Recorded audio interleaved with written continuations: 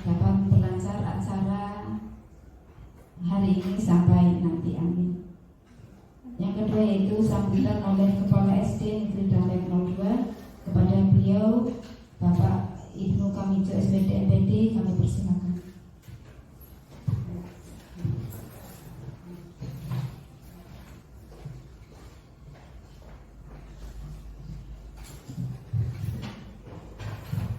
Bismillahirrahmanirrahim. Assalamualaikum warahmatullahi wabarakatuh. Yang saya banggakan Ibu Novi Kurnia SPD selaku CGP Angkatan 11, yang saya banggakan teman-teman guru serta tenaga pendidikan SD Dampek 2. Alhamdulillah pada kesempatan hari ini kita bisa berkumpul di ruangan ini untuk mengikuti tahapan yang dilakukan oleh Bu Novi selaku calon guru penggerak, yaitu pada hari ini kita akan mengikuti diseminasi budaya positif. Bapak Ibu sekalian, diseminasi ini mungkin istilah yang sebagian orang sudah familiar, tapi mungkin ada sebagian yang masih terasa asing. Itu tergantung. Seharusnya untuk kita di Dampek 2 selaku sekolah penggerak ya jangan sampai asing, karena diseminasi itu sudah kita lakukan terutama oleh PKP ya, itu di Lokakarya, di PNO, itu diseminasi itu istilah yang sudah familiar, sehingga bagi kita jangan sampai ada guru yang masih asing dengan istilah ini, belum tahu diseminasi itu apa. Secara umum definisinya, secara gampangan itu diseminasi itu penyampaian informasi ya kepada sasaran, penyampaian informasi atau penyampaian berita ya, kepada sasaran. Sasarannya apa? Bisa individu, bisa kelompok. Dalam kesempatan ini berarti sasarannya adalah kelompok guru yang ada di SD Dampek 2.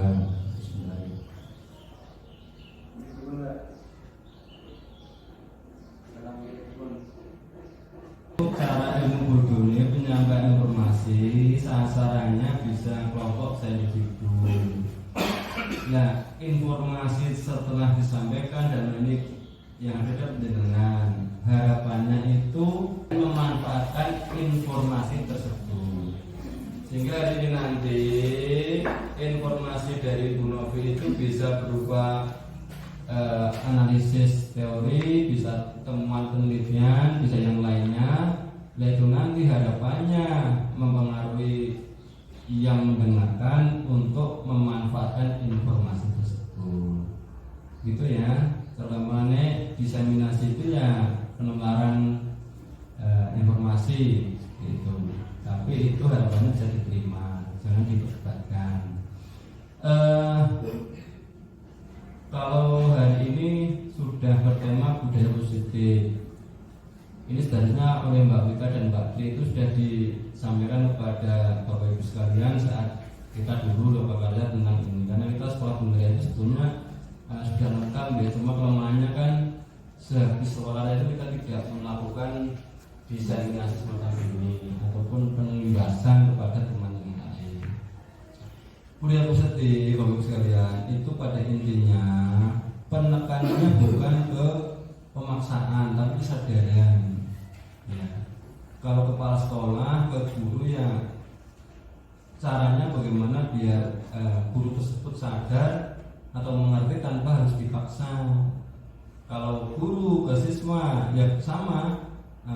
Intinya sekarang itu apa ya, antara sanksi hukuman itu nggak boleh sih ya kalau di dalam kurikulum kita itu nggak boleh ada yang namanya hukuman atau sanksi, nggak boleh. Yang ada apa ya mbak, itu yang ketiga itu loh. Walaupun ya prakteknya susah prakteknya, kalau udah betul biasanya tambah karuan. Ya. Sama sebetulnya apa ya, kebiasaan baik itu juga berawal dari keterpaksaan sebetulnya. Dalam teori kan tidak boleh ada paksaan-paksaan, tapi yang ada dipaksa ya sulit untuk merubah diri itu sulit. Ya. Kecuali kalau dari dalam diri sendiri, tapi kalau dari eksternal, kalau nggak dipaksa biasanya sulit. Contoh anak yang kategori aktif ya atau ludut lah, kalau dicari sadarnya, yang belum setahun dia harus sadar mungkin dulu kan perlu agak sedikit ya bukan keras tapi apa ya harus mengingatkan, harus begitu. Air mencari sadarnya ya, nanti lulus dia harus sadar ya. Begitu. Tapi yang dimau di sini memang budaya positif itu budaya yang timbul dari kesadaran. Ini contoh misalkan, seandainya ada anak yang masa terlambat misalkan, itu kira-kira yang dilakukan dulu apa kira-kira? Kalau saya dulu kan mungkin disuruh apa begitu ya, diberi hukuman lah. Nah, tapi untuk di kurikulum dia itu tidak boleh. Nah, terus gimana sikapnya dulu?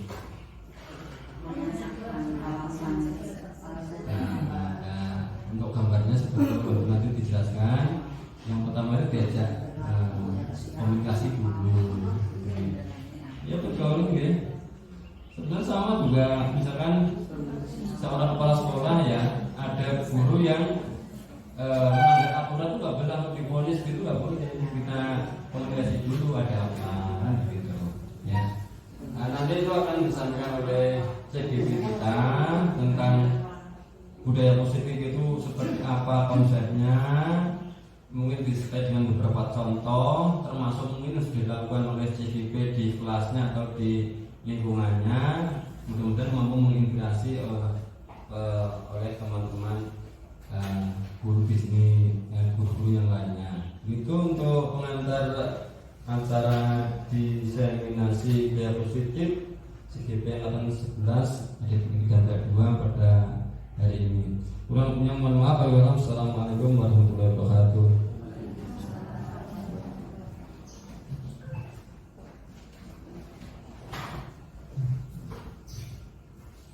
Kemudian tadi pengantar yang telah disampaikan oleh Kepala SD Negeri Dampek 2.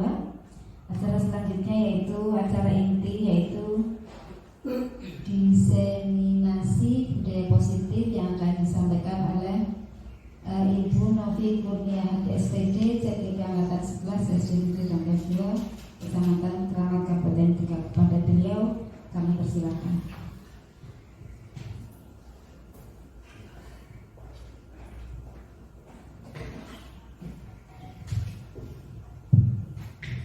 Bismillahirrahmanirrahim. Assalamualaikum warahmatullahi wabarakatuh. Yang saya hormati Bapak Kepala Sekolah SD Negeri Dampek 2, yang saya hormati rekan-rekan sejawat SD Negeri Dampek 2 yang sudah meluangkan waktunya untuk mengikuti kegiatan kami di sini, yaitu kegiatannya CGP Angkatan 11 terkait diseminasi budaya positif.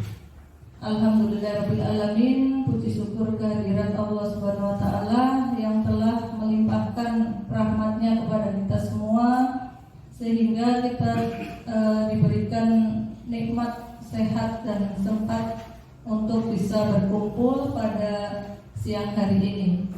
Salawat serta salam senantiasa kita curahkan kepada junjungan Nabi besar Muhammad SAW yang senantiasa kita nanti-nantikan syafaatnya di yaumul akhir. Amin. Bapak Ibu yang kami hormati, ini saya mohon maaf karena mengganggu waktu panjenengan. Insya Allah 1 jam ke depan acara ini akan selesai.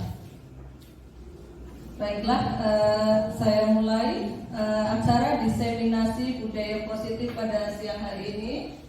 Nah, jadi tim saya atau yang mendampingi saya selama kegiatan CGP ini di Angkatan 11, yang pertama adalah fasilitatornya itu namanya Pak Alvin.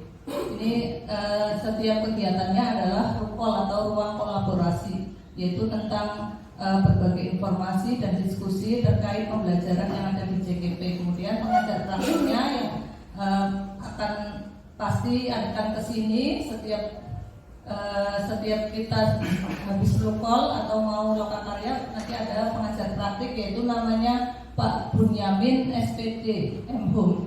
Nah, kemudian saya sendiri itu masuknya angkatan CGP angkatan 11. Jadi ini sekedar informasi saja, ini bulan Agustus ada pembukaan CGP lagi. Mohon rekan-rekan yang semangat untuk mengikuti atau mendaftar CGP di angkatan berikutnya, supaya menjadi generasi penerus dan merasakan apa yang saya rasakan saat ini. Baiklah, kita mulai kesepakatannya ya. Jadi kesepakatan kita di kelas ini yang pertama, boleh bawa HP tapi silakan di silent, kemudian silakan boleh bawa minum, dan kita saling menghargai. Kemudian kita mengikuti diseminasi ini dengan hati yang gembira. Jadi jangan bersedih, lupakan sejenak tentang keluh kesah di rumah ya. Kita sabar sebentar untuk mengikuti kegiatan ini. Baiklah, ini ada speaking.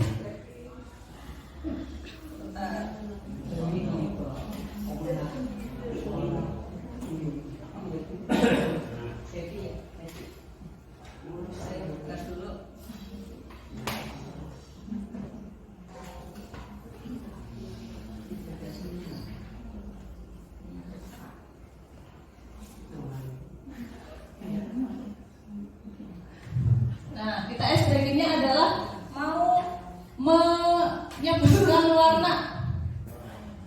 Ingat ya aturannya di sini.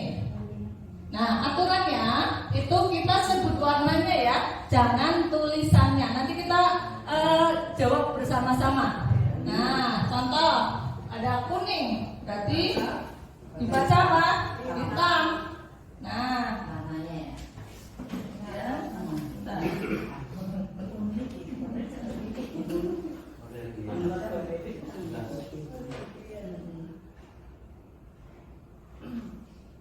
oke, kita ke level muda dulu ya, bareng-bareng. Merah. Biru. Apa? Biru. Biru.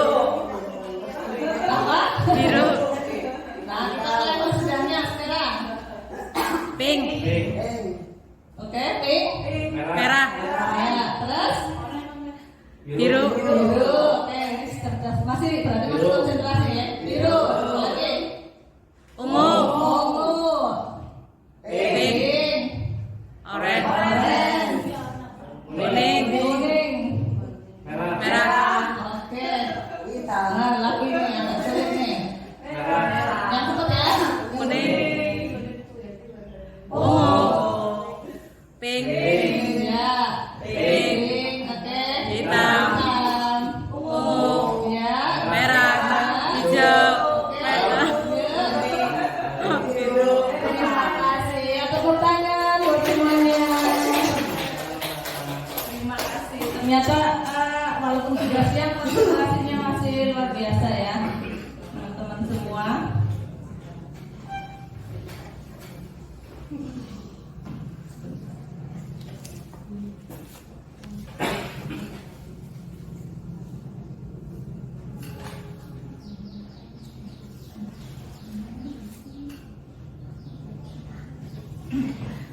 Ya, tadi kita sharing sebentar untuk bisa menambah motivasi kita, menambah semangat kita di kegiatan siang hari ini. Nah, yang pertama di sini ada, sebelum kita mulai ke disiplin positif itu kita tahu dulu bahwa awal mula pendidikan itu asalnya dari Bapak Ki Hajar Dewantara. Nah, di sini menjelaskan bahwa pendidikan itu menuntut segala kodrat yang agar mereka dapat mencapai keselamatan, kebahagiaan yang setinggi-tingginya baik manusia maupun sebagai anggota masyarakat.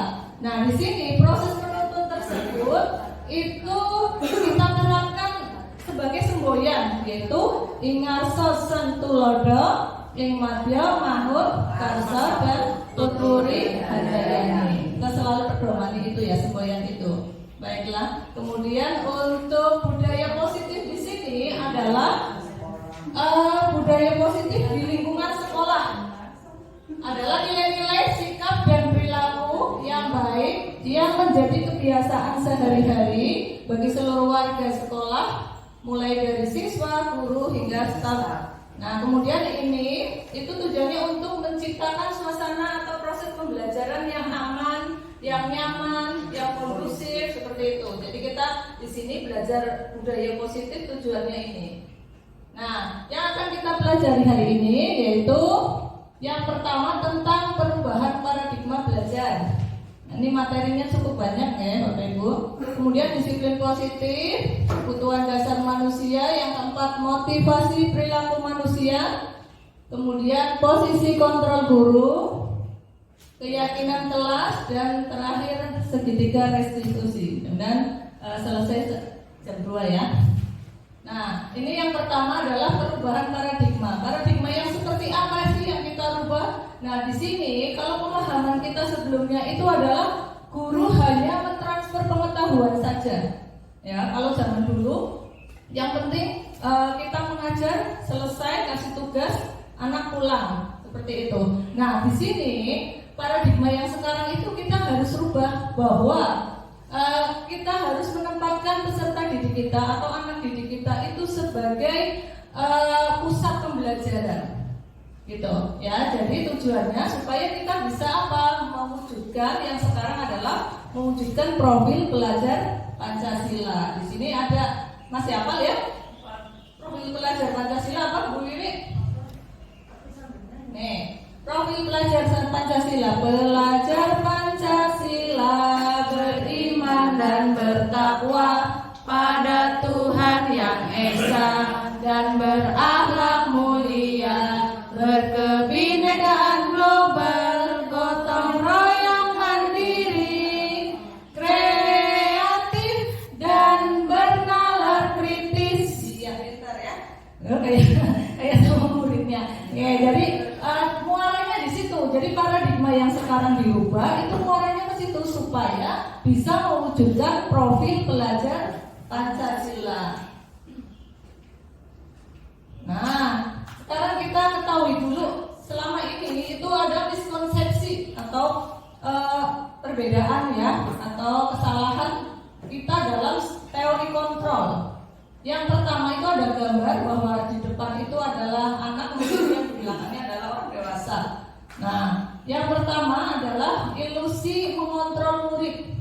Nah, di sini itu guru atau orang dewasa berperan sebagai yang mengontrol murid. Jadi apapun tindakannya yang murid lakukan itu guru harus tahu.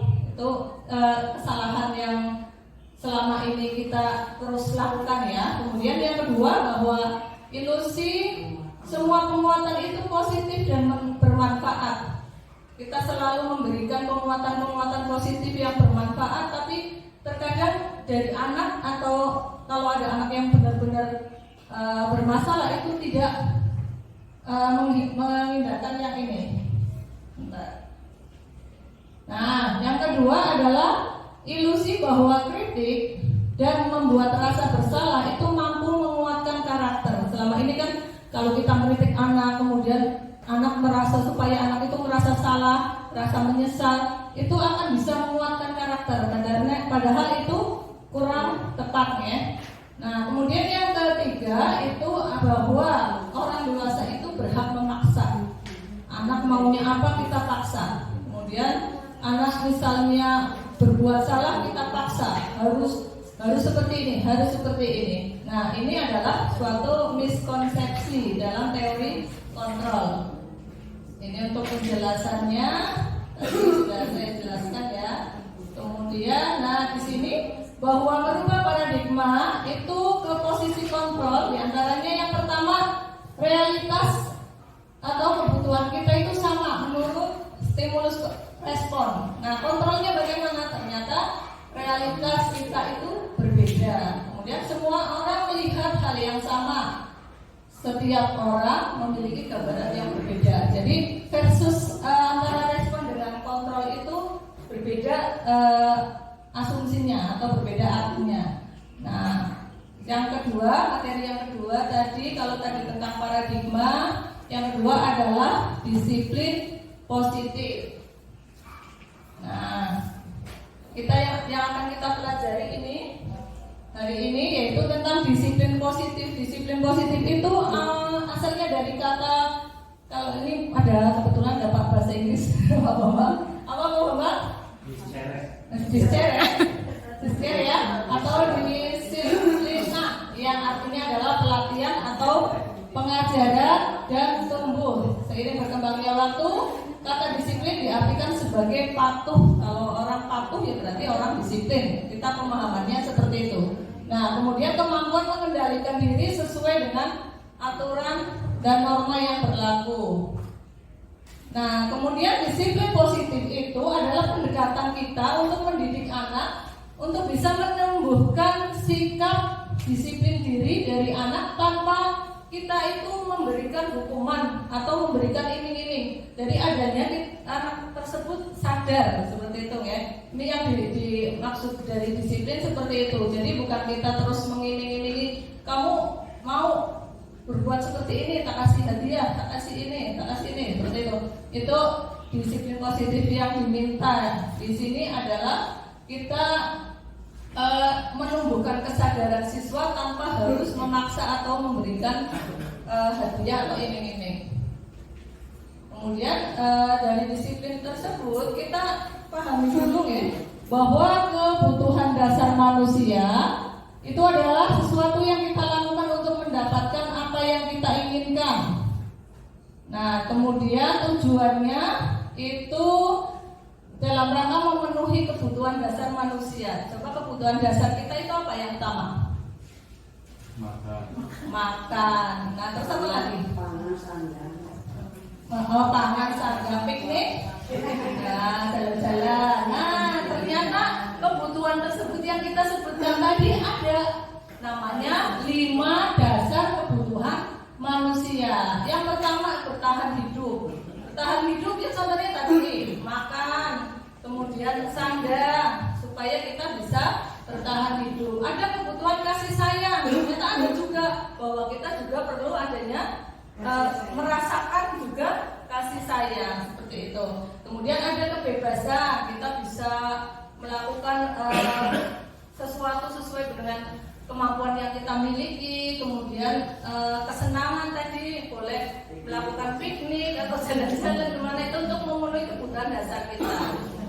Ya, nah di sini kemudian nih kita baca dulu ada kasus Ibu Ria itu adalah guru kelas 6 di SD Permai. Sedang bingung menghadapi ulah salah satu murid di kelas bernama Agus. Nah, beberapa anak telah datang dan mengeluhkan Agus itu sering meminta bekal makan siang mereka dengan terpaksa. Jika Anda menghadapi situasi seperti Bu Ria, ya, Bapak Ibu menghadapi seperti Bu Ria atau Bu Ais yang nulis ya, Bu Ais itu guru kelas 6, apa yang akan dilakukan? Dan menurut Bapak Ibu, kira-kira alasan Agus melakukan seperti itu apa sih? Bagaimana langkah pertama kalau ada kasus seperti ini, kira-kira langkah awalnya bagaimana? Kita konfirmasi dulu, kita panggil dulu ya. Iya. Nah, kita langkahnya seperti ini. Yang pertama itu kita mencari tahu dulu alasannya apa sih Agus itu melakukan tindakan tersebut. Kita konfirmasi dulu, kemudian mengetahui kebutuhan mana yang sedang berusaha dipenuhi Agus. Misalnya Agus senangnya malak ikan sane seperti itu. Nah, yang pertama Agus kan lapar. Kemudian orang tuanya tidak membawakan bekal makanan. Nah, di sini kebutuhannya dan kebutuhan survival kebutuhan hidup ya tadi ya. Kemudian yang kedua, teman Agus jadi perhatian Agus. Kalau perhatian apa tadi kebutuhannya? Kasih, sayang. Kemudian yang kedua, kekuasaannya, merasa hebat karena temannya jadi takut. Malak sih tadi berani. Maka Agus juga di situ punya kebutuhan lain selain tadi ada kebutuhan bertahan hidup, juga ada kebutuhan kekuatan. Dia merasa hebat bisa mengalahkan teman-teman yang lain. Nah, kemudian di situ juga ada Agus kebutuhan kebahagiaan atau tadi menikmati dengan ekspresi temannya yang kesal. Jadi senang kan sane, kesel, jengkel malah senang. Ini salah satu contoh 5 kebutuhan dasar hidup kita ya, yang sebenarnya kita sering melakukannya, tapi kita nggak tahu teorinya ya. Tapi ternyata ada 5 kebutuhan ini ya: bertahan hidup, kasih sayang, kebebasan, kesenangan, dan penguasaan. Oke, selanjutnya masih di disiplin positif, yaitu bahwa teori perilaku manusia itu ada faktornya. Faktor yang pertama itu faktor dari eksternal, berarti faktor dari luar. Yang pertama berarti karena menghindari ketidaknyamanan. Apa yang akan terjadi apabila saya tidak melakukannya ya? Nah, berarti karena adanya motivasi dari eksternal, dari luar. Kalau saya tidak melakukannya bagaimana ya? Kemudian ada juga apa yang akan saya dapatkan apabila saya tidak melakukannya. Jadi dari kasus Agus tadi ada motivasi dari eksternal yang akhirnya Agus melakukan seperti itu. Nah, ternyata ada juga motivasi internalnya, yaitu untuk menghargai diri sendiri. Saya akan menjadi orang yang seperti apa bila saya melakukannya.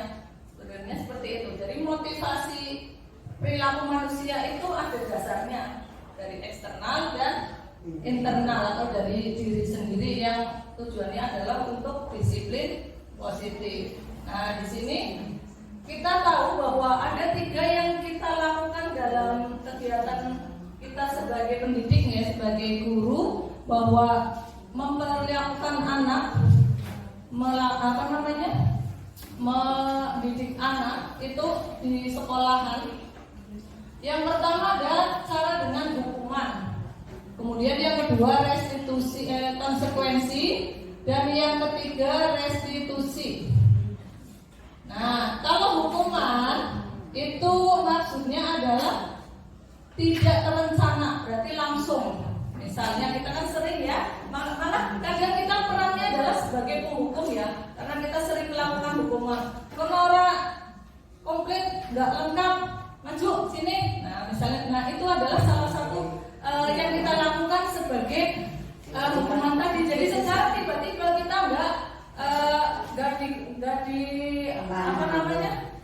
ditanya-tanya dulu, nggak diketahui prosesnya, tiba-tiba langsung memberi hukuman.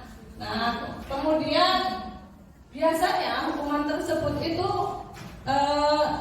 satu arah, kemudian bentuknya fisik atau psikis. Kadang bocah dibentak nangis, itu psikis apa fisik? Kalau kita ngomong kencang aja sampai anak nangis, itu sudah termasuk dalam kita memberi hukuman. Kemudian konsekuensi. Kalau konsekuensi itu terencana, disepakati sesuai dengan peraturan. Kalau kamu tidak membawa LKS, konsekuensinya seperti ini.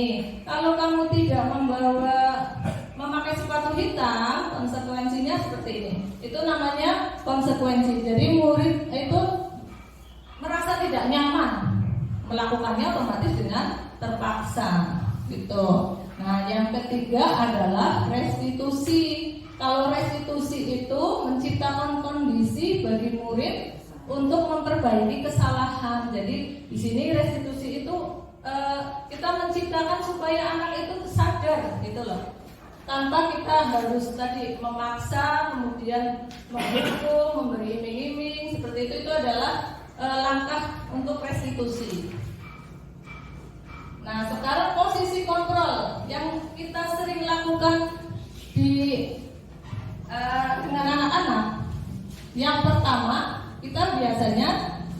sebagai penghukum, kontrol guru ini ya. Kemudian membuat rasa bersalah, kemudian menjadi teman, pemantau, dan manajer. Jadi posisi kontrol guru itu ada 5. Kira-kira dari 5-limanya mana yang sering kita lakukan ya? Yang sering mana? BT. Nomor 1 ya? Nah, penghukum. Nah, kalau ada kasus seperti ini, kita kadang sering ya. Hari Senin kan kalau upacara ada siswa yang atributnya tidak lengkap. Nih kemarin Bu Wiwi, yang dilakukan Bu Wiwi apa coba? Nah, yang tidak lengkap silakan hormat bendera sejam. Nah, itu namanya penghukum. Nah, kemudian kalau berapa kali Bapak Ibu harus memberitahu kamu mengecewakan terus gitu. Misalnya dengan ucapan seperti itu namanya kita sedang membuat anak itu membuat rasa bersalah. Jadi anak merasa sakit gitu. Nah, kalau sebagai teman bagaimana komunikasinya? Nah, ayo dong ikuti aturan sekolah. Tolong bantu Bapak Ibu ya. Sekali ini saja.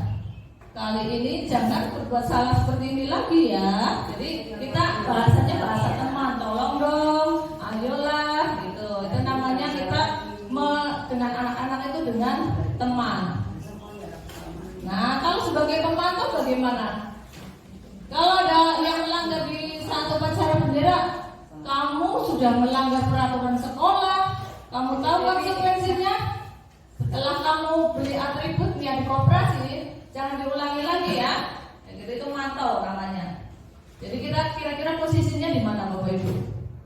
Nomor 1. Iya. Nah, nomor 1. Nah, ada lagi yang sesuai adalah menurut saya ini ya. Kalau ini sebenarnya tulisannya manajemen nih. Kurang ditarik. Jadi tulisan manajemen. Manajer. Nah, ini manajer. Apa kamu tahu kesalahanmu? Jadi kita tanya dulu ke anaknya, apa kamu tahu kesalahanmu? Kira-kira bagaimana ya kamu memperbaiki kesalahanmu? Seperti itu. Jadi kita pendekatannya seperti itu. Kira-kira sabar apa enggak ya kalau nah, kita jawab bareng-bareng ya. Nih, ayo, kalau ini kita jawab ya. Saya kecewa sekali dengan kamu. Posisi kontrol yang mana coba Bapak Ibu? Tadi kan ada 5 ya. Coba, saya kecewa sekali dengan kamu. Coba kita cek ya. Iya, betul. Lepas ya. Nah, sekarang kamu tidak pernah benar-benar melakukannya. Sekarang pilih lapangan 3 kali. Nah, kalau seperti itu bagaimana? Waduh, kita sebagai pengaktif sering ya. Ya, kemudian nih, kira-kira bagaimana ya kamu akan memperbaiki kesalahan ini? Nah, manajer, pintar. Nah, kemudian ayolah lakukan demi Bapak Ibu. Nah, teman, kamu terlambat 15 menit. Apakah kamu sudah mengerti konsekuensi yang dilakukan bila terlambat? Oke, hebat, luar biasa ya. Jadi posisi kontrol yang sering kita lakukan sebenarnya ada di 5 tahapan itu tadi ya, antara dari penghukum sampai ke manajer. Kemudian keyakinan kelas. Nah, kita mulai sudah membuat keyakinan kelas semua Bapak Ibu di kelas masing-masing. Sudah? Nah, keyakinan kelas. Mengapa sih namanya keyakinan kelas bukan peraturan? Ada yang bisa menjawab?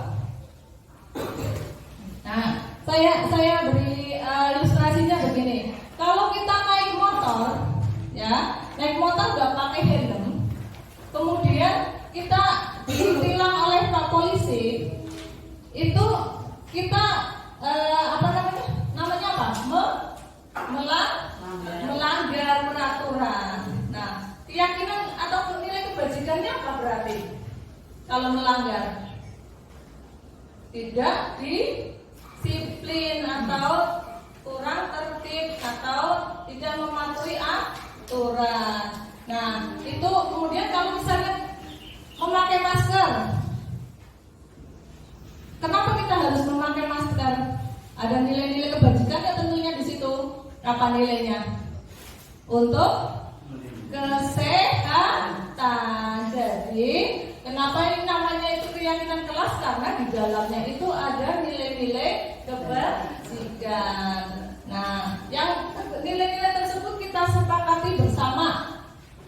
Mulai disepakati bersama secara universal, lepas dari latar belakang, suku, negara, agama. Jadi di kelas itu kita membuat kesepakatan berdasarkan kesepakatan bersama tanpa membeda-bedakan baik suku, bangsa ataupun agama. Gitu. Nah, sekarang pembentukan keyakinan kelas itu bersifat abstrak. Kemudian kita buatnya tidak usah banyak-banyak, sedikit saja. Di kelas saya sudah ada itu cuma 6 saja untuk keyakinannya, dan pakai kalimat yang gampang diingat oleh anak. Misalnya saling menghormati, disiplin, jujur, kemudian apa lagi? Nah, mematuhi tata tertib. Nah, di sini ada nih antara peraturan dengan keyakinan kelas. Kalau selalu kembalikan buku pada tempatnya, itu kita buat misalnya anak-anak besok bukunya dibawa ya. Kemudian anak mengembalikan tepat waktu. Maka di keyakinan kelas yang kita buat, kita tuliskan sebagai tanggung jawab. Jadi bukan keyakinan kelas itu kesepakatan kelas yang kita tulis tidak boleh jajan sembarangan, tidak boleh makan di kelas, tidak boleh itu bukan yang seperti itu. Tapi yang kita tuliskan keyakinan adalah nilai-nilai kebajikan yang ditulis di situ di keyakinan. Jadi kegiatannya apa saja, nanti masuk ke kategori apa. Misalnya tadi mengembalikan buku, berarti ikutnya tanggung jawab. Nanti ditulis di keyakinan kelas itu penulisannya adalah tanggung jawab. Kemudian misalnya ada anak sering berantem, sering ledek-ledekan dengan teman, maka kita buat keyakinan kelas, yaitu apa? Saling menghargai atau saling menghormati. Seperti itu. Jadi bahasanya bahasa abstrak kayak gitu. Bukan terus kita menuliskan kata tidak, kemudian tidak boleh ngobrol saat jam pelajaran, itu bukan keyakinan kelas. Tapi kalau itu namanya peraturan pada saat jam pelajaran. Tapi kalau keyakinan kelas itu berlaku seterusnya selama berada di kelas tersebut. Gitu ya. Nah, ini banyak contohnya. Kemudian selanjutnya adalah segitiga restitusi. Segitiga restitusi yang nanti akan kita contohkan di sini. Yang pertama, tujuannya adalah membantu murid menjadi lebih memiliki tujuan. Nah, serta memulihkan dirinya setelah berbuat salah. Jadi ada kesadaran di situ. Kemudian memberikan penawaran, bukan paksaan. Jadi pada segitiga restitusi itu yang dilakukan adalah kita memberikan penawaran kepada murid. Ini segitiganya. Jadi yang dilakukan yang pertama adalah validasi tindakan yang salah. Kemudian yang pertama adalah menstabilkan identitas dulu. Oke, menstabilkan identitas. Terus ini validasi tindakan yang salah. Terus menanyakan keyakinan. Jadi bentuknya segitiga karena kita ikuti langkah-langkahnya, ada 3 tahapan.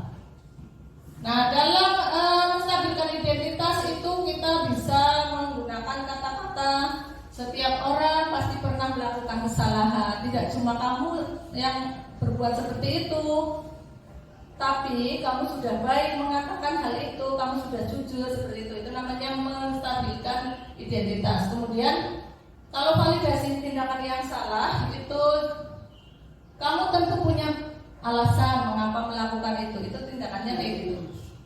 Nah, ini ya untuk tahapannya menstabilkan identitas diantaranya itu. Kemudian validasi tindakan yang salah. Setelah menstabilkan, langkah selanjutnya adalah validasi tindakan yang salah. Kamu pasti bisa punya alasan mengapa sih kamu melakukan hal itu seperti itu. Kemudian menanyakan keyakinan. Kamu tahu nggak keyakinan kelas yang sudah kita sepakati? tahu Bu, misalnya seperti itu apa. Nah, nanti kita sampaikan setelah tadi validasi tindakan yang salah, maka selanjutnya adalah kita menanyakan keyakinan yang sudah disepakati. Mengapa melakukan itu? Kan kita sudah sepakat dengan keyakinan yang sudah tertulis tadi, misalnya seperti itu. Nah, ini ada contoh dari saya. Kalau diputar,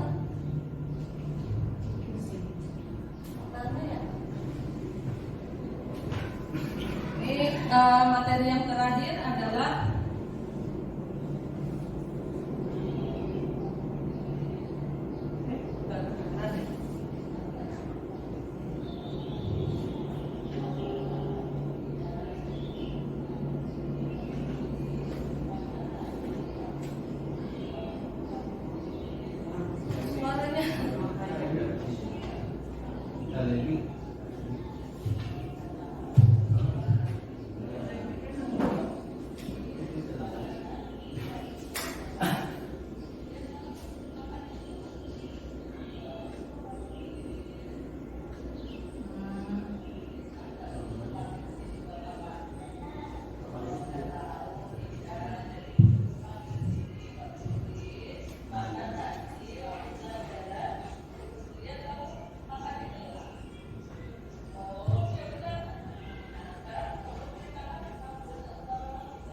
ini kemarin saya ambil sampelnya kelas 4. Jadi kita ambil kelas 4.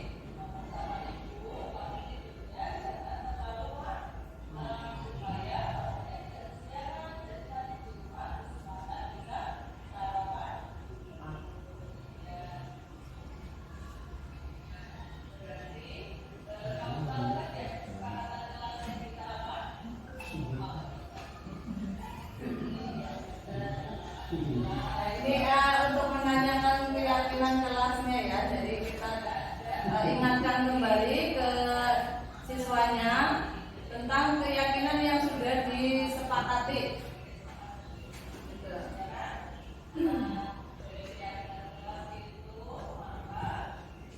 Ya, ini sudah selesai, alhamdulillah ya.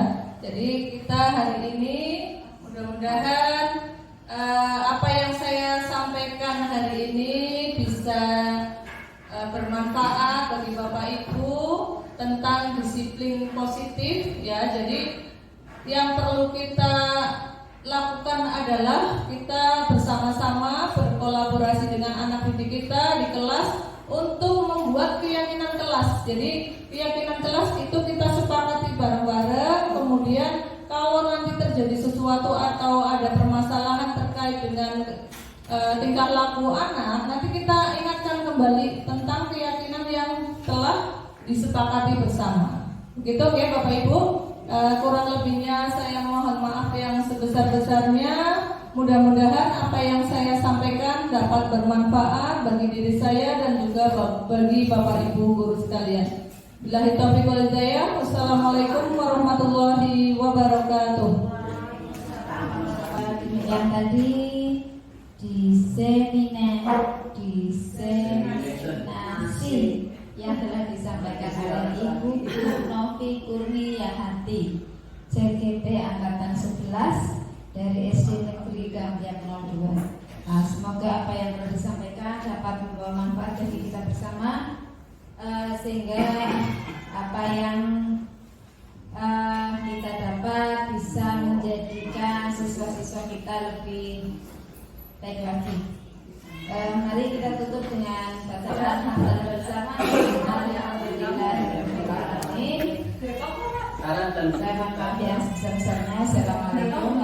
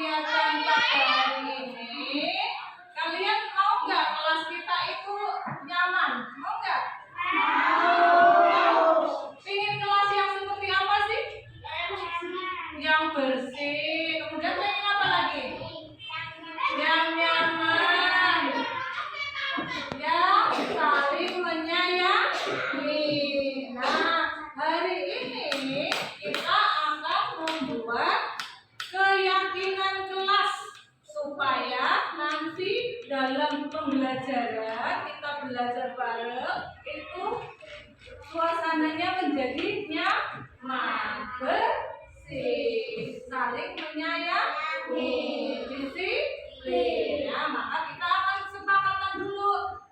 Nanti hasilnya akan kamu tuliskan. Silakan mulai ditulis. Yang sudah selesai nanti kita tempel bareng-bareng ya. Nulisnya di sebelah sini. Nulisnya di sebelah bagian yang tidak ada lemnya, ya. Yang tidak ada lemnya sini tulisnya biar nanti komentarnya ini nih. Yang bagian halus.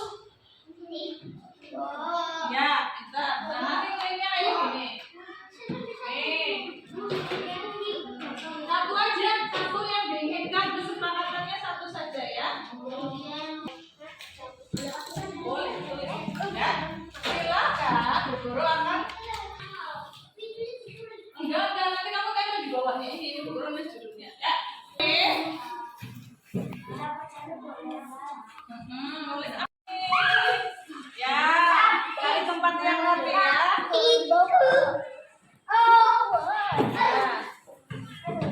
Oke. Nah, pintar, ada yang belum selesai.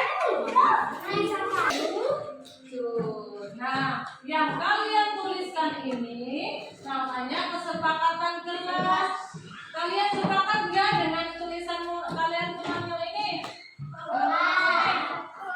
Sepakat tidak? Sepakat.